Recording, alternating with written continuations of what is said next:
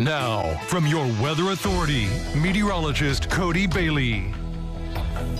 But yet again, our pattern continues with the heat, the humidity, and those storm chances that are not necessarily area-wide. If you've seen the rain today, it came down in droves, heavy downpours, and even some thunder and lightning. We're seeing some developing on Doppler radar, and we'll get to that here in a moment, but thankfully not severe weather here. But check out some of this video of a significant tornado that developed yesterday evening in North Dakota, just north, I believe, or at least near Bismarck. And this is the video you're seeing towards the end of that. You can see that dissipating tornado, something that we don't typically get to see. It was caught on camera there.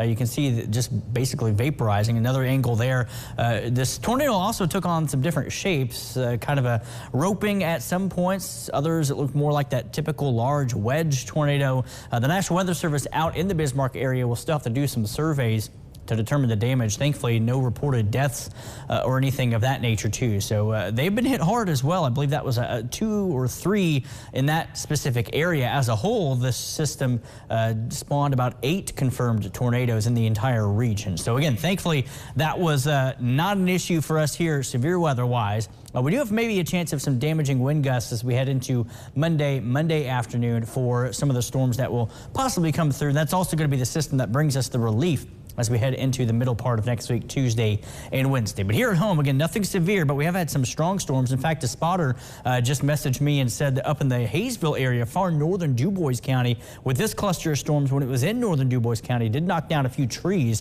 Still working on to determine if we have the sizes and the numbers of trees there, but at least some damage with that cell that was strong.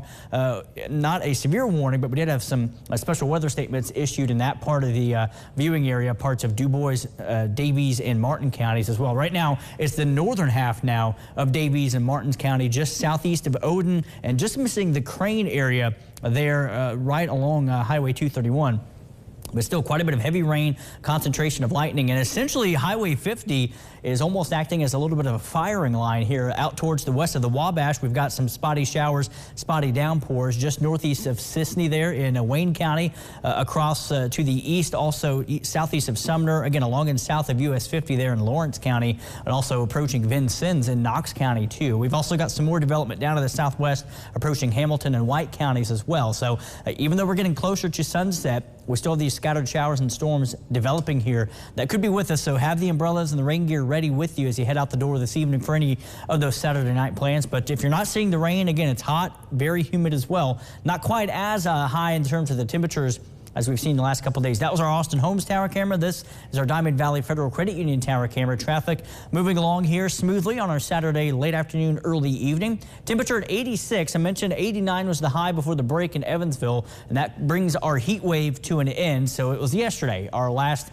of that stretch, 7 days in a row at or above 90 degrees. We're at 86 right now with a dew point of 70, and that is right at the beginning of the very humid range, kind of on the cusp there of humid to very humid. We're going to be knocking it down early next week, Monday to Tuesday, into the humid range with dew points in the mid-60s. And could get into the tolerable range by Wednesday before the humidity starts to build back in yet again. But just like this time yesterday where we had some spotty showers and storms, you can tell who's seen the rain versus who has not based on the temperatures. Compare that 86 to Evansville, 90 in Princeton, but rain to the northeast. Lagode's at 77, also Fordsville 75, Beaver Dam at 78, where we had some showers down to the south and southeast as well. And much like yesterday too, heat index values not quite as impressive as what we've seen over the course of this heat wave, and that's going to continue to be the case here as we go into the next couple of days as well. Storm tracker showing a mix of sun and clouds for most of the region. We've got a batch of clouds with a dying complex of storms out towards the west and southwest. And much like we've seen these last couple of nights, we'll start to see the activity wind down as we go deeper into the night. Could have a few spotty showers lingering past midnight, but otherwise partly cloudy tonight, with the lows again on the warm side, low to mid 70s. Tomorrow, mid to upper 80s. So again, not quite as hot, but still very humid with spotty showers and storms.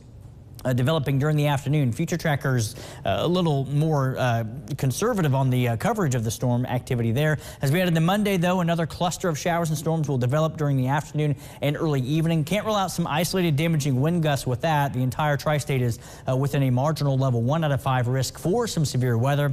That does encompass, again, the entire region for Monday afternoon, early Monday evening. Doesn't look to be overly organized. We'll keep an eye on that. But again, looks like damaging wind gusts would be the main concern there as we head into your Monday afternoon and evening. Tonight, though, basically low to mid 70s as we head into your overnight to early morning hours. Tomorrow, mid to upper 80s. Again, still very humid, though, with a mix of sun and clouds outside of those showers and storms. As we head into Tuesday, most of the day will be dry. We'll see clearing skies during the day. That 30% chance is essentially during the pre-dawn hours of Tuesday morning. So the rest of your Tuesday looking pretty nice. We'll see the humidity begin to drop off as well, and we'll stay off of the humid board as we head into Wednesday and Thursday. We'll adjust that. I think Thursday will actually be humid and hot yet again. 91 for the high, and then the 90s return. Too early to tell if that will be the start of another heat wave, but it definitely looks like hot and humid conditions for the 4th of July itself and into the 4th of July weekend with just a few spotty pop-up showers possible.